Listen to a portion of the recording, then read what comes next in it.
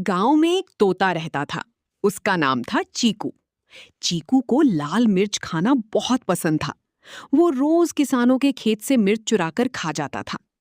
एक दिन किसान ने सोचा कि इस शरारती तोते को सबक सिखाना चाहिए।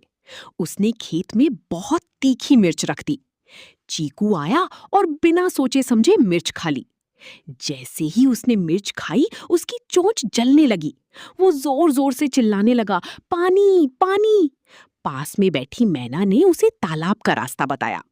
चीकू जल्दी से उड़कर तालाब पर गया और पानी पिया और बोला, चैनल को लाइक सब्सक्राइब करें।